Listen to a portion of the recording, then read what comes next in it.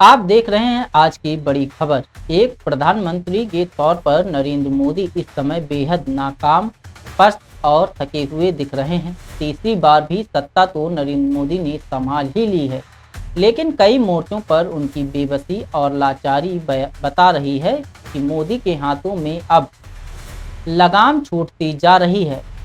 अपने पहले कार्यकाल में नरेंद्र मोदी ने जिस दुस्साहस के साथ नोटबंदी और जीएसटी जैसे फैसले लिए, उसके बाद दूसरे कार्यकाल में लॉकडाउन की तकलीफों और कोरोना में अनगिनत मौतों के बावजूद मोदी आराम से सत्ता का सुख भोगते रहे।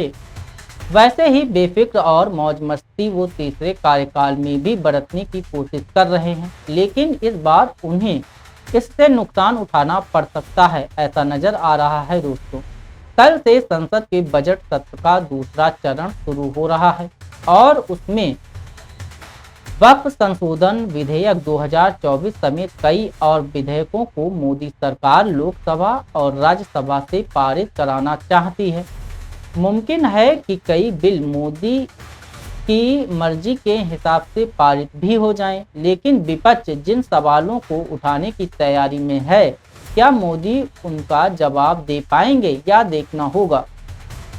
ट्रंप ने जिस तरह बार बार भारत का अपमान किया है, टैरिफ को लेकर जो धमकियां अमेरिका से मिल रही हैं, विपक्ष अभी से उन सवालों को उठा रहा है और मोदी अपने दोस्त की दादागिरी के आगे लाचार और चुपचाप बैठे हैं।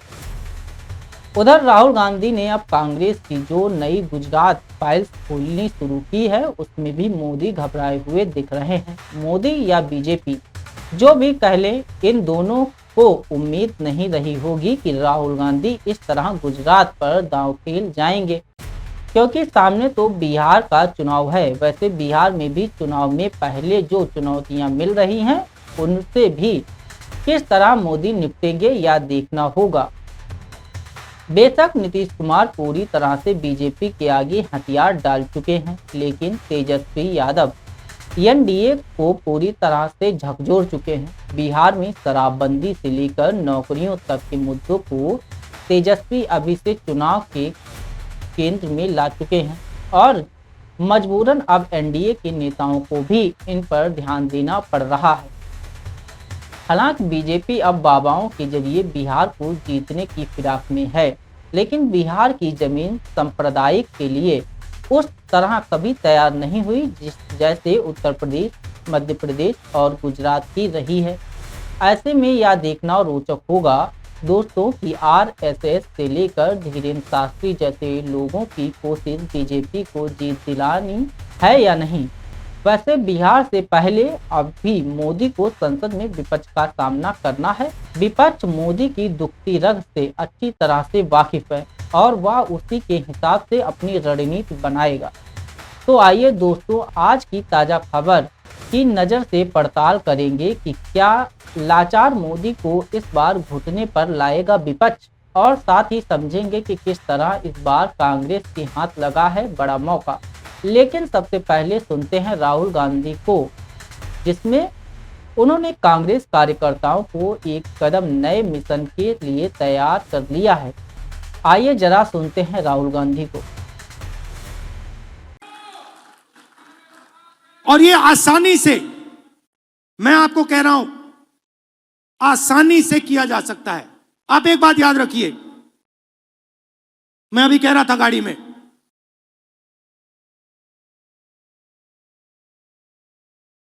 विपक्ष के पास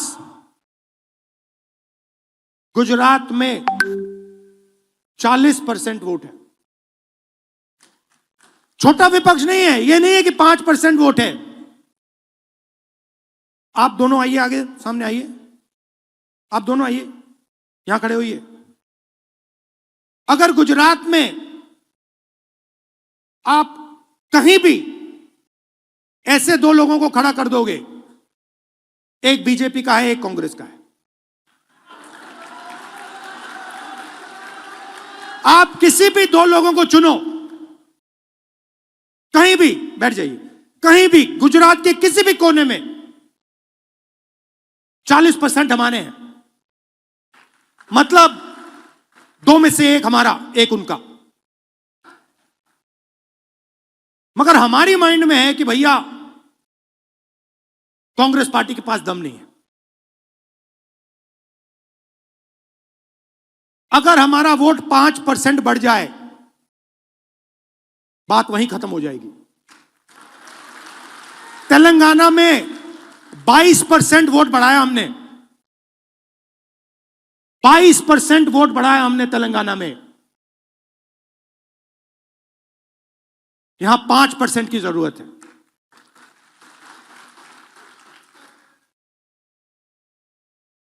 मगर छाने बिना 5% नहीं मिल सकता।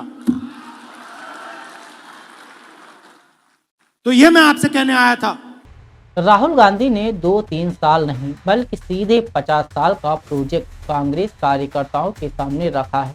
बीजेपी भी 50 साल की बात करती है, लेकिन उसमें सत्ता का लालच मिल चुका है और बीजेपी इस बात को छुपाती भी नहीं है। मोदी और शाह न जाने कितनी बार कह चुके हैं कि हमें 50 सालों तक शासन करना है, यानी उन्हें अपनी तो फिक्र है, लेकिन इस देश को 50 सालों के शासन में मोदी क्या देंगे, इसका कोई रोड मैप वह नहीं देते हैं। 2027 में देश विकसित हो जाएगा, वह विश्व गुरु बन जाएगा, हमारी अर्थव्यवस्था $5 ट्रिलियन की हो जाएगी, यह बात सब बोल देते हैं। अगर विकास हो जाता तो मोदी ने तो 2014 में ही अच्छे दिन लाने का वादा कर दिया था। सबके खाते में 15 लाख आएंगे और हर साल 2 करोड़ रोजगार मिलेंगे। किसानों की आय 2022 तक दोगुनी हो जाएगी। यह सारी बातें कही गई थी। अब हालत ऐसी है कि किसानों को 6,000 रुपये प्रति साल में सम्मान के नाम पर दिए जा रहे हैं। रोजगार और महंगाई का क्या हाल है, यह सभी जानते हैं। हर खाते में 15 लाख की बात अमित शाह खुद जुमला बता चुके हैं। बीजेपी के हिसाब से चुनाव में ऐसी बातें करनी पड़ती हैं, यानी मोदी अब भी जो कह रहे हैं उसका कोई भरोसा नहीं किया जाना चाहिए। इस बात की गवाही उनका अतीत ही दे रहा है। पहले और दूसरे कार्यकाल में मोदी पूरी तरह से असफल रहे और अब तीसरे कार्यकाल में असफलता का यह सिलसिला देश पर बेहद भारी पड़ रहा है। नरेंद्र मोदी डोनाल्ड ट्रंप के फिर से अमेरिका के राष्ट्रपति बनने पर बेहद खुश थे। उनकी खुशी स्वाभाविक भी थी, क्योंकि ट्रंप को वह अपना एक अच्छा दोस्त मानते हैं। अपनी दोस्ती निभाने के लिए मोदी ने कूटनीति को भुलाकर ट्रंप के लिए वोट भी मांग लिए थे। आपको याद होगा, मोदी ने तो देश के हित से ऊपर उठकर दोस्ती निभाई, लेकिन ट्रंप ने अपने देश के फायदे के लिए मोदी। नमस्कार, आज की बड़ी खबर में आपका स्वागत है। मैं शोभित श्रीवास्तव। आज राहुल गांधी ने गुजरात में एक नया गणित कांग्रेसियों को समझाया, जिसमें बीजेपी के लिए हार के चांसेस बढ़ गए। राहुल गांधी के इस गणित ने बीजेपी के भीतर हलचल मचा दी है, क्योंकि इस समय नरेंद्र मोदी कई मोर्चों पर नाकाम साबित हो रहे हैं। अमेरिका से लेकर दिल्ली और मणिपुर तक मोदी की नाकामियों की कहानी सियासी फिजाओं में तैर रही है। यही कारण है कि बीजेपी अब गिरती हुई नजर आ रही है और इसका सबसे बड़ा उदाहरण आज गुजरात से सामने आया है। गुजरात में राहुल गांधी 2 दिन के लिए पहुंचे थे और उनके साथ ही नरेंद्र मोदी और अमित शाह भी गुजरात पहुंच गए। इसका कारण यह भी था कि बीजेपी को डर था कि राहुल गांधी के गुजरात पहुंचने से उनकी जड़ें हिल सकती हैं। इस बार राहुल गांधी बिल्कुल अलग इरादे से वहां पहुंचे थे। राहुल गांधी ने गुजरात में कांग्रेस पार्टी में जोश की एक नई लहर दौड़ाई है। उन्होंने कार्यकर्ताओं को हौसला बंधाया और विश्वास दिलाया कि उनकी बात सुनी जाएगी। इसके साथ ही कार्यकर्ताओं पर जिम्मेदारी भी डाली गई है कि वे जनता तक जाएं, क्योंकि जनता खुद ही कांग्रेस को जिताएगी। राहुल गांधी ने पार्टी के उन नेताओं की जमकर खबर ली है जो पार्टी को नुकसान पहुंचाकर बीजेपी की मदद करते हैं। राहुल गांधी के बयान पर एक बाइट सुनते हैं। गुजरात ने कांग्रेस पार्टी को हमारा ओरिजिनल नेतृत्व दिया। और उस नेतृत्व ने हमें सोचने का तरीका, लड़ने का तरीका, जीने का तरीका दिया। 30 साल हो गए हम यहां सरकार में नहीं है, और जब भी मैं आता हूं तो डिस्कशन 2017, 2012, 2007, 2022, 2027, मगर सवाल चुनाव का नहीं। जब तक जो हमारी जिम्मेदारी है उसको जब तक हम पूरा नहीं करेंगे, गुजरात की जनता हमें चुनाव नहीं जिताएगी। जिस दिन हमने अपनी जिम्मेदारी पूरी कर दी, उस दिन मैं आपको गारंटी करके कहता हूं कि गुजरात के सारे लोग कांग्रेस पार्टी को अपना समर्थन दे देंगे। गुजरात रास्ता देखना चाहती है। मैं डर के नहीं बोल रहा हूं, मैं शर्मा के नहीं बोल रहा हूं, मगर मैं आपके सामने ये बात रखना चाहता हूं कि चाहे हमारे कार्यकर्ता हो, चाहे राहुल गांधी हो, चाहे हमारे जनरल सेक्रेटरी हो, चाहे हमारे पीसीसी प्रेसिडेंट हो, हम गुजरात को रास्ता नहीं दिखा पा रहे हैं। गुजरात की जो लीडरशिप है उसमें दो तरीके के लोग हैं, डिवीजन है। एक है जो जनता के साथ खड़ा है और जिसके दिल में कांग्रेस पार्टी की विचारधारा है, और दूसरा है जो जनता से कटा हुआ है और उसमें से आधे बीजेपी से मिले हैं। जीतने हारने की बात छोड़ दो, बस जो हमारे लीडर हैं अगर उनका यहां हाथ ऐसे कटे तो उसमें से कांग्रेस का खून निकलना चाहिए, और संगठन का कंट्रोल उन लोगों के हाथ में जाना चाहिए। जैसे ही हम ये करेंगे, तूफान जैसे गुजरात की जनता हमारे संगठन में आने की कोशिश करेगी और हमें उनके लिए दरवाजे खोलने पड़ेंगे। ये हमारा प्रोजेक्ट 2 साल का नहीं है, 3 साल का नहीं है, ये हमारा प्रोजेक्ट 50 साल का है। कांग्रेस पार्टी की विचारधारा जो सचमुच में गुजरात की विचारधारा है, जो आपने हमें सिखाया है, जो गांधी जी ने हमें सिखाया है, जो सरदार पटेल जी ने हमें सिखाया है, वही हमने गुजरात में करना है। हमारे नेताओं को, और मैं इसमें अपने आप को भी जोड़ रहा हूं, हमारे नेताओं को गुजरात की जनता के बीच में, घर में जाना पड़ेगा, उनकी आवाज सुननी पड़ेगी। आप हमसे चाहते क्या हो, हम आपके लिए क्या कर सकते हैं, हम आपकी शिक्षा के लिए, स्वास्थ्य के लिए, बिजनेस के लिए, भविष्य के लिए क्या कर सकते हैं, बताइए। राहुल गांधी का अंदाज इस बार थोड़ा अलग था। उन्होंने साफ कहा कि कांग्रेस को सिर्फ 40% वोट मिल चुके हैं और बस 5% और आ जाएं तो गुजरात का चुनाव गेम पलट सकता है।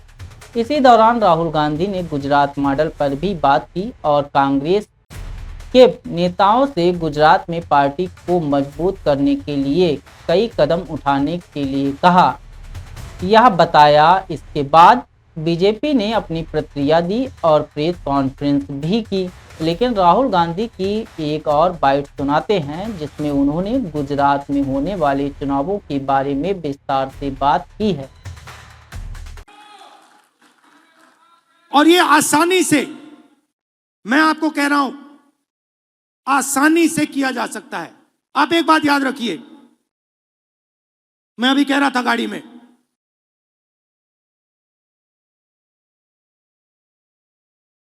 विपक्ष के पास गुजरात में 40% वोट है।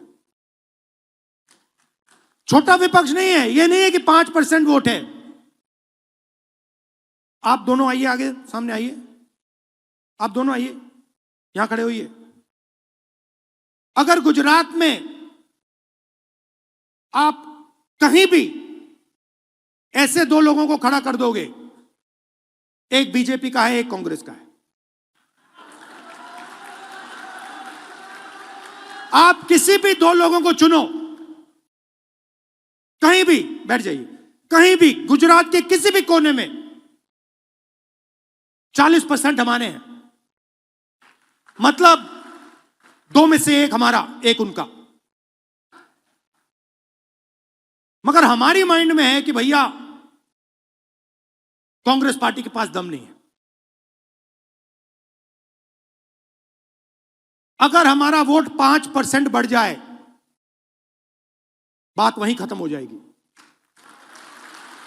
तेलंगाना में 22% वोट बढ़ाया हमने, 22% वोट बढ़ाया हमने तेलंगाना में। यहां 5% की जरूरत है।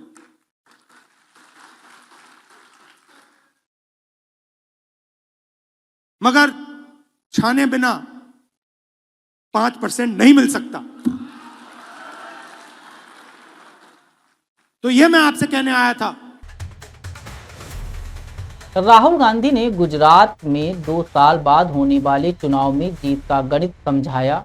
उन्होंने कहा कि 40% वोट हमारे साथ हैं, अगर 5% वोट और मिल गए तो गेम पलट जाएगा। वहीं डोनाल्ड ट्रंप के बयान ने भी राजनीति में खलबली मचा दी है। ट्रंप ने भारत के बारे में विवादित टिप्पणियां की, जिसमें उन्होंने कहा कि नरेंद्र मोदी ने टैरिफ कम कर लिया और यह कदम उनकी धमकी के बाद उठाया गया है। कांग्रेस प्रवक्ता पवन खेड़ा ने प्रेस कॉन्फ्रेंस में इस मामले पर नरेंद्र मोदी की आलोचना की। पवन खेड़ा ने कहा कि यह टैरिफ कम करना मोदी की नकली बहादुरी का हिस्सा है, जिसे ट्रंप की धमकी के बाद ही लिया गया। नमस्कार साथियों,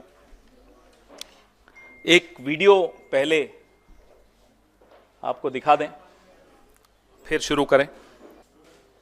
India charges us massive tariffs, massive. You can't even sell anything into India. It's almost restrictive. It is restrictive. You know, we do very little business inside. They've agreed, by the way, they want to cut their tariffs way down now because somebody's finally exposing them for what they've done. मैंने भारत की पोल खोल दी है, इसलिए अब वो अपने tariff कम करने को मान गए हैं।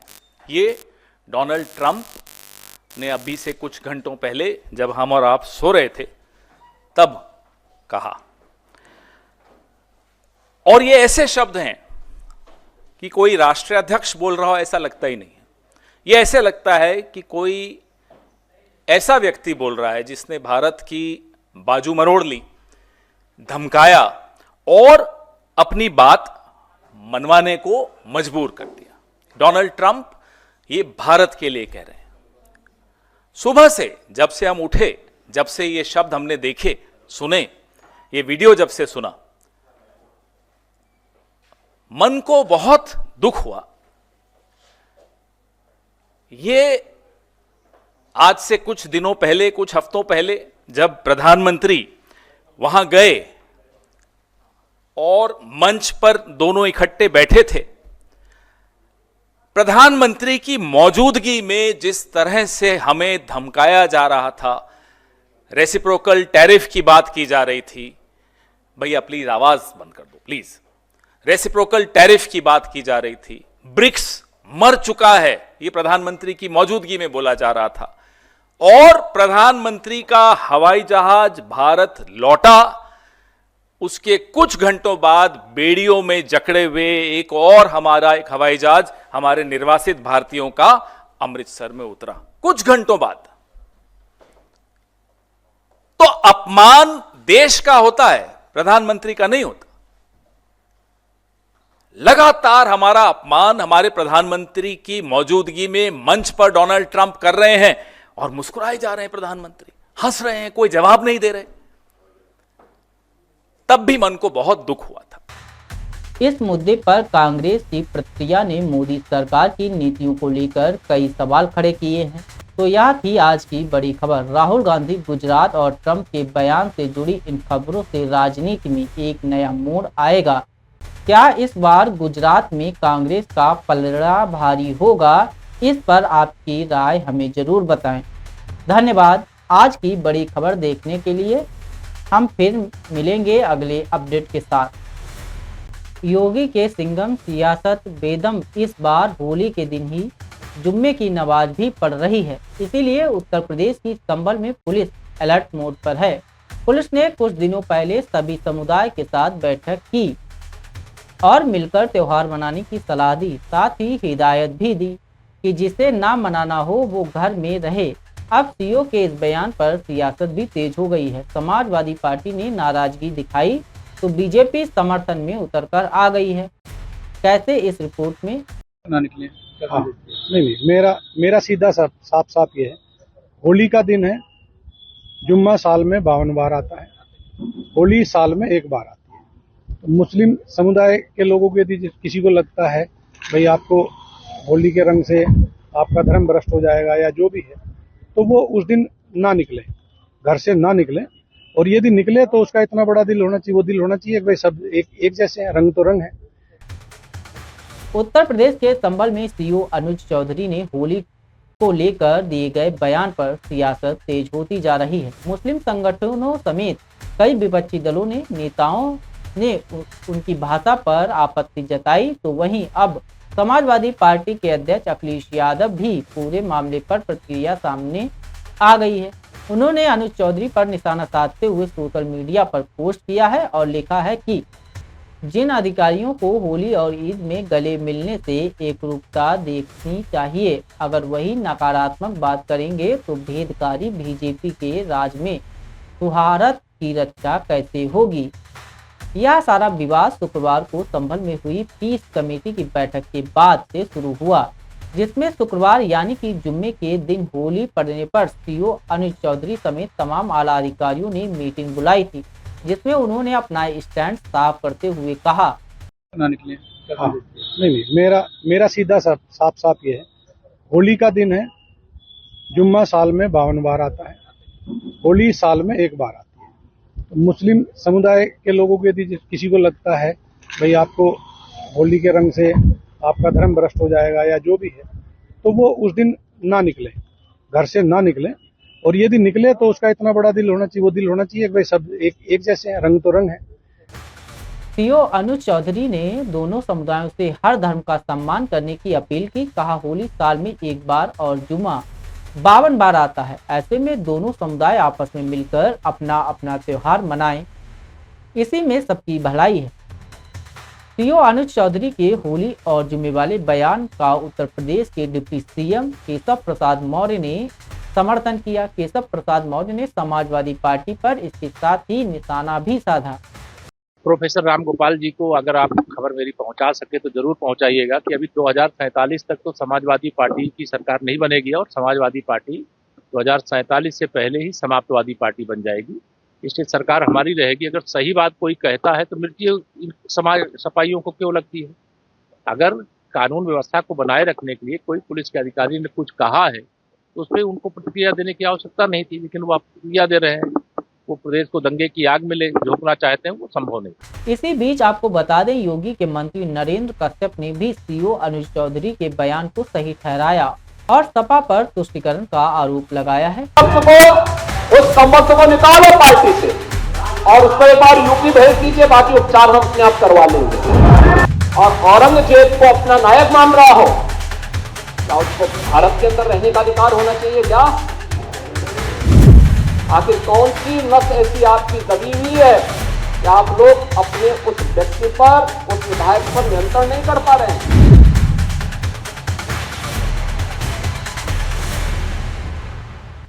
नमस्कार, आप देख रहे हैं हिंदी समाचार और मैं हूं आपके साथ शोभित श्रीवास्तव। आइए जानते हैं आज की ताजा खबर। समाजवादी पार्टी के विधायक अब्बू आजमी को लेकर एक बड़ा विवाद खड़ा हो गया है। दरअसल अब्बू आजमी ने मुगल शासक औरंगजेब की प्रशंसा की थी, जिस पर उत्तर प्रदेश के मुख्यमंत्री योगी आदित्यनाथ ने कड़ी प्रतिक्रिया दी। योगी आदित्यनाथ ने कहा कि अब्बू आजमी को समाजवादी पार्टी से बाहर किया जाना चाहिए और अगर ऐसा नहीं होता है तो उन्हें उत्तर प्रदेश भेज दिया जाए, क्योंकि ऐसे लोगों का इलाज उत्तर प्रदेश सरकार अपने आप कर देगी। सीएम योगी ने सवाल उठाया कि एक व्यक्ति जो छत्रपति शिवाजी महाराज की परंपरा पर गर्व करने के बजाय औरंगजेब को अपना नायक मानता है, क्या उसे भारत में रहने का अधिकार होना चाहिए? उन्होंने समाजवादी पार्टी से सवाल किया है कि वह इस बयान को लेकर अब्बू आजमी को क्यों नियंत्रित नहीं कर पा रही है और क्यों उनकी निंदा नहीं की गई। यही नहीं, सीएम योगी आदित्यनाथ ने आगे कहा कि शाहजहां ने अपनी जीवनी में यह लिखा था कि औरंगजेब से अच्छे तो वे हिंदू थे जो अपने माता पिता की सेवा जीवित रहते करते थे और उनके निधन के बाद उन्हें तर्पण देने की परंपरा रखते थे। महाकुंभ का जिक्र करते हुए सीएम योगी ने कहा कि महाकुंभ को लेकर लगातार आरोप लगाने वालों को यह समझना चाहिए कि प्रयागराज में महाकुंभ जैसा दृश्य हर किसी को उसके दृष्टि के अनुसार दिखा है। उस कमबख्त को निकालो पार्टी से और उसको एक बार यूपी भेज दीजिए, बाकी उपचार हम अपने आप करवा लेंगे। जो व्यक्ति छत्रपति शिवाजी महाराज की परंपरा पर गौरव की अनुभूति करने की बजाय लज्जा महसूस कर रहा हो, और औरंगजेब को अपना नायक मान रहा हो, क्या उसको भारत के अंदर रहने का अधिकार होना चाहिए क्या? और समाजवादी पार्टी को इसका जवाब देना चाहिए। एक तरफ आप कुंभ को कोसते रहे और दूसरी तरफ औरंगजेब जैसे दुष्ट और क्रूर धर्मान मंदिरों को तोड़ने वाले व्यक्ति को, भारत की आस्था को निर्ममता के साथ रौंदने का कार्य करने वाले व्यक्ति को महिमा मंडन करते हो। आखिर कौन सी नस ऐसी आपकी दबी हुई है कि आप लोग अपने उस व्यक्ति पर, उस विधायक पर नियंत्रण नहीं कर पा रहे हैं? और इसीलिए मैं कहना चाहता हूं कि खंडन क्यों नहीं समाजवादी पार्टी है? समाजवादी पार्टी खंडन करे इसका। लाल बिहारी सुनिए, समाजवादी पार्टी को, लाल बिहारी समाजवादी पार्टी को इसका खंडन करना चाहिए। समाजवादी पार्टी को इसका खंडन करना चाहिए और समाजवादी पार्टी को इसको बाहर निकाल देना चाहिए।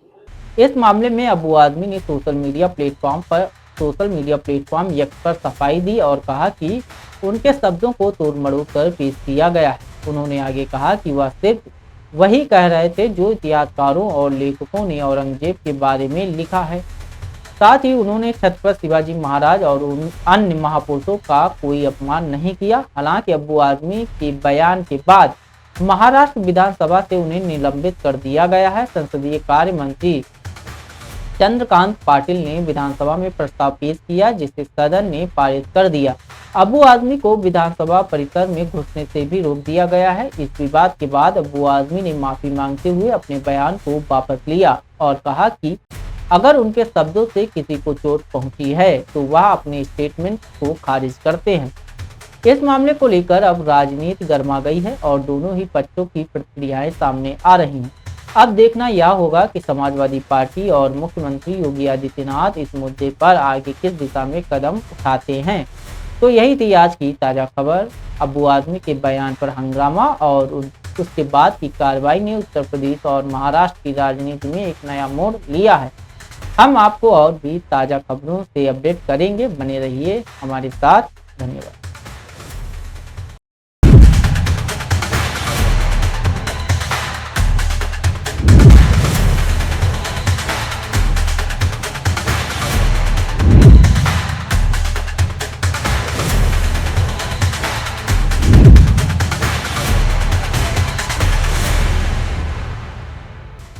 नमस्कार, आप देख रहे हैं हिंदी समाचार और मैं हूं आपके साथ शोभित श्रीवास्तव। आइए जानते हैं आज की ताज़ा खबर। बसपा सुप्रीमो मायावती ने आकाश आनंद के पिता आनंद कुमार को नेशनल कोऑर्डिनेटर के पद से हटाया। रणधीर बेनीवाल और रामजी गौतम को मिली नई जिम्मेदारी।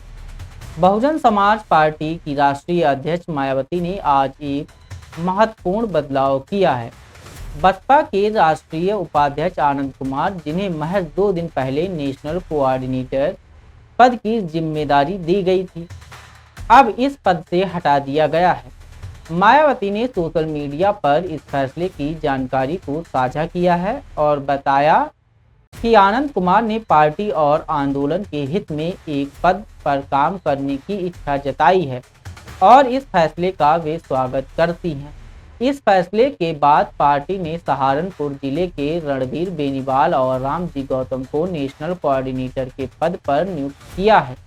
मायावती ने यह भी स्पष्ट किया है कि आनंद कुमार अब भी बीएसपी के राष्ट्रीय उपाध्यक्ष के पद पर रहेंगे और उनके दिशा निर्देशन में अपनी जिम्मेदारियों को निभाते रहेंगे। इस बदलाव को लेकर पार्टी के अंदर काफी हलचल मच गई है। जहां एक ओर आनंद कुमार के हटने की खबरों को लेकर कई वजह और अटकलें लगाई जा रही थीं, वहीं दूसरी ओर रणधीर बेनीवाल और रामजी गौतम की नियुक्ति को लेकर पार्टी समर्थकों में उम्मीद भी बढ़ी है। पार्टी की रणनीति में यह बदलाव आगामी चुनावों को लेकर एक अहम कदम हो सकता है। अब देखना यह होगा कि इन नए नियुक्त नेताओं के साथ बीएसपी अपने संगठन को कैसे मजबूत करती है। तो यह थी आज की ताज़ा खबर। मायावती का यह कदम बीएसपी के भविष्य को किस दिशा में लेकर जाएगा, यह आने वाला वक्त बताएगा। बहुजन समाज पार्टी में एक के बाद एक अहम बदलाव हो रहे हैं। मायावती ने आज एक और बड़ा कदम उठाते हुए पार्टी के नेशनल कोऑर्डिनेटर पद पर रणधीर बेनीवाल और रामजीत गौतम की नियुक्ति की है। अब वे दोनों नेता सीधे मायावती के दिशा निर्देशन में देश के विभिन्न राज्यों की जिम्मेदारी संभालेंगे। इससे पहले पार्टी ने आनंद कुमार को नेशनल कोऑर्डिनेटर का पद सौंपा था, लेकिन अब उन्हें हटाकर इन दोनों नेताओं को जिम्मेदारी दी गई है। मायावती ने सोशल मीडिया के माध्यम से इस बदलाव की जानकारी दी। मायावती का यह कदम पार्टी के अंदर और बाहर दोनों की जगह महत्वपूर्ण माना जा रहा है। इसी बीच पार्टी के भीतर गुटबाजी के मुद्दे पर भी कड़ी कार्रवाई की गई है। 12 फरवरी 2025 को मायावती ने अपने भतीजे आकाश आनंद के ससुर अशोक सिद्धार्थ को पार्टी से निष्कासित कर दिया था। मायावती ने ट्वीट कर बताया था कि अशोक सिद्धार्थ ने पार्टी के हितों के खिलाफ गुटबाजी की गतिविधियों में हिस्सा लिया था, जिसके कारण उन्हें बाहर किया गया है। लेकिन यह कड़ी कार्रवाई यहीं पर नहीं रुकी। सिर्फ एक महीने के बाद 2 मार्च को मायावती ने अपने भतीजे आकाश आनंद के खिलाफ भी बड़ा कदम उठाया। उन्होंने पार्टी के सभी पदों से मुक्त कर दिया है। मायावती ने कहा कि अशोक सिद्धार्थ ने आकाश आनंद का राजनीतिक करियर खराब किया। उनका आरोप था कि आकाश आनंद अपनी पत्नी के प्रभाव में आकर पार्टी हितों के खिलाफ काम कर रहे थे। मायावती ने यह भी स्पष्ट किया है कि आकाश आनंद को अपने ससुर अशोक सिद्धार्थ से किनारा करना चाहिए था, लेकिन इसके बावजूद वह लंबी चौड़ी प्रतिक्रियाएं दे रहे हैं जो उनके लिए पार्टी हित में नहीं है। मायावती ने कहा कि उनके जीवन में किसी भी तरह का उत्तराधिकारी नहीं होगा।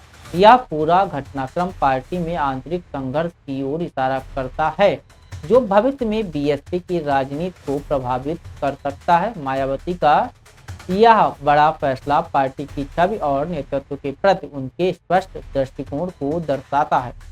यह बदलाव और फैसले मायावती के नेतृत्व में पार्टी के नए दिशा निर्देशन को लेकर बहुत कुछ कह रहे हैं। अब देखना होगा कि पार्टी में इन बदलावों का किस प्रकार से असर होता है। तो यह थी आज की ताजा खबर। मायावती का यह बड़ा कदम पार्टी के भीतर के आंतरिक संघर्ष के बीच कितना महत्वपूर्ण भूमिका निभाता है, यह भविष्य में देखने को मिलेगा।